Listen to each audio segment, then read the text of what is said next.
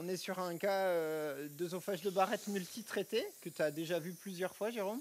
Ouais, traité une fois par dissection pour de la dysplasie idéograde et traité ensuite par radiofréquence avec une seule séquence, mais par contre une sténose qui s'est rapidement mise en place pour lequel on est obligé de faire plusieurs séances de dilatation. Et là, tu as un gastro-zoom, Fuji. Ouais. Fuji Gastro Zoom 760. Donc ici, on est sur une cicatrice de radiofréquence. On voit en fait, c'est tout remanié. Hein. Et donc, on va voir ces petites boucles, donc qui sont les IPCL, les capillary loop.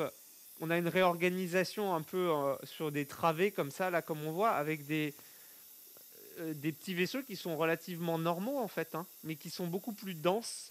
Et puis ils ont, là, on voit, ils ont une architecture sur une ligne en fait qui est pas tout à fait normale. On voit comment ça s'est réorganisé. En fait, ça s'est répithélialisé en convergeant vers la cicatrice. Alors que dans un œsophage normal, c'est des lignes de vaisseaux qui descendent dans l'axe de l'œsophage à peu près homogène. Et puis lors du précédent contrôle, donc il y a 3 mois, j'ai retrouvé une zone un petit peu suspecte qui était sur le bord gauche. Du fait des problèmes de sténose répétés, j'ai pas eu envie de le traiter immédiatement. Il n'était pas prévu comme ça, c'était simplement un contrôle. Donc j'ai refait une biopsie et on a retrouvé de la dysplasie de haut grade.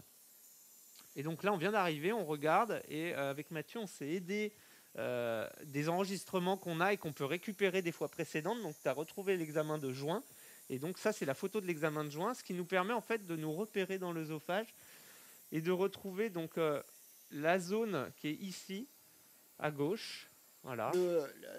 On parle un tout petit peu là du système CCO qui nous équipe sur le plan de l'enregistrement des vidéos et qui permet, avec un de ces modes, de faire appel à tout l'historique du patient en fait.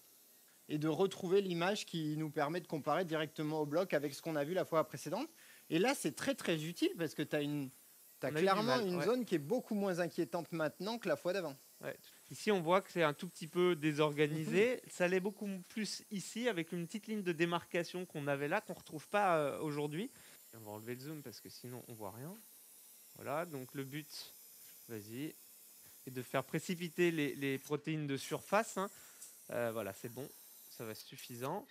Juste pour avoir cet aspect blanchâtre, en fait, qui va mettre en relief le relief muqueux, en fait, et on va voir beaucoup mieux les anomalies de surface. Et donc, ce qu'on s'attend à voir, c'est vraiment de mettre en évidence